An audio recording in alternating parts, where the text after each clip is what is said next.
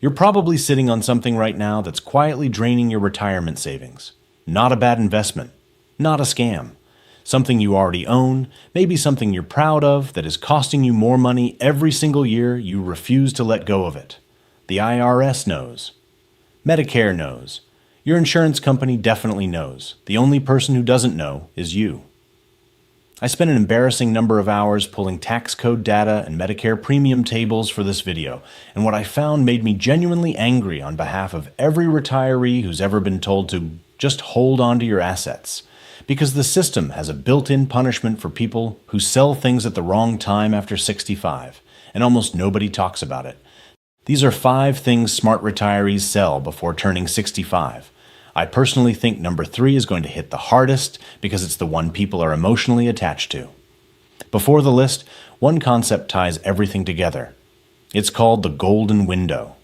Between retirement and the day your Social Security, pensions, and required minimum distributions start stacking up, your taxable income drops to the lowest point since your 20s. That window opens around 59 and a half and closes somewhere between 65 and 73. During that window, a married couple can sell up to $96,700 in appreciated assets and pay 0 federal capital gains tax. Once the window closes, that same gain costs over $7,000. Every item on this list costs dramatically less to sell inside that window than outside it. Number 1. The second car sitting in your driveway. Nobody thinks about this one because a car doesn't feel like a financial product. It feels like freedom.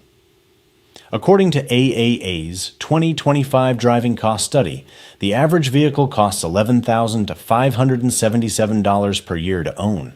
That includes depreciation, insurance, fuel, maintenance, and registration. After 65, the average retiree drives only 7,646 miles a year. Women over 65 average 4,700. If you own 2 cars and you're retired, one of them is basically a $12,000 a year lawn ornament. I calculated this out. A retired couple selling one vehicle saves somewhere between $63,000 and $120,000 over the next decade. And a $25,000 vehicle at age 60 drops to roughly $10,000 by 65. The car you're not driving doesn't love you back. This was the easy one, though. The next 4 get progressively more expensive to ignore. Number 2, the whole life insurance policy you've been paying into for 20 years. After 2 decades of premiums, the cash surrender value of these policies equals only 65 to 85% of what you put in. The internal rate of return lands between 2 and 4% after fees. A simple index fund averaged 7 to 10 over the same period. And here's the part that frustrates me. There's a third option, beyond surrendering or keeping it, selling it, a life settlement, where a third-party investor buys your policy, pays an average of 20% of face value. That's 4 to 7 times what the insurance company offers. One couple expected $9,200 from their insurer and got a life settlement offer of $95,000. Over $140 billion in policies lapse, every year among those 65 and older. The vast majority had no idea selling was even an option. If you're paying $3,900 a year in premiums on a policy you no longer need, that money is fighting your retirement instead of funding it. Pay attention to this next one. It explains why timing matters more than anyone realizes. Number 3, the house that's too big for 2 people. I personally think this is the most underrated financial move a retiree can make and the one people resist the hardest. I get it. The kids grew up there. The yard is finally how you want it. That house is also sitting on an average of $212,000 in tappable equity. And the IRS gives you one of the best tax breaks in the entire code. Married couples can exclude up to $500,000 in capital gains on a primary residence sale. Singles get $250,000. No reinvestment required. The catch? That exclusion requires 2 years of living in the home out of the last 5. If your health forces a move to assisted living before you sell, you can lose the exclusion entirely. That's not hypothetical. It happens. Downsizing saves roughly $4,600 to $9,500 every year in property taxes, maintenance, insurance, and utilities. Over 20 years, that's $92,000 to $190,000 you never pay again. Home price growth has slowed to under 1% nationally, and JP Morgan projects prices to stall at 0% in 2026. During the Great Recession, prices fell 26 to 33% and took over a decade to recover. If you're sitting on peak equity with a $500,000 exclusion shielding the gain, what exactly are you waiting for? Selling a house is a big decision. This next one catches people completely off guard because the mechanism that punishes them is invisible until the bill arrives. Number 4, the vacation timeshare. Think of this as a subscription you forgot to cancel, except canceling requires a lawyer and the subscription fee goes up 10% every year. Average purchase price is $24,170. Average resale value? Effectively zero.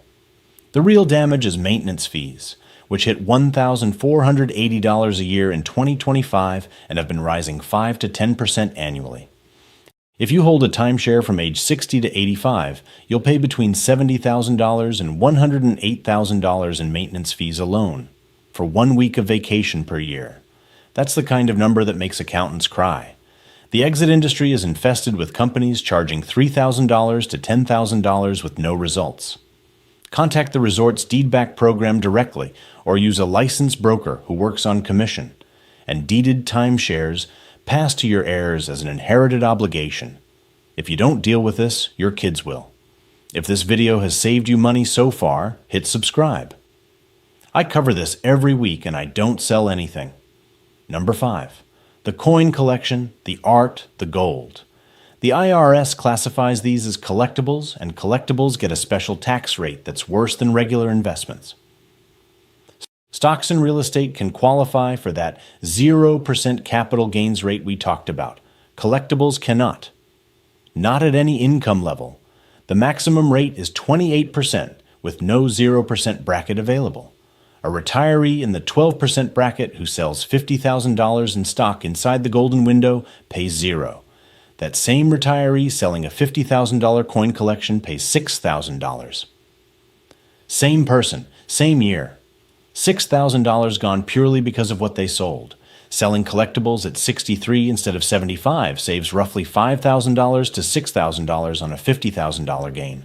On a $200,000 collection, you're looking at $20,000 to $24,000 in savings. One exception worth knowing.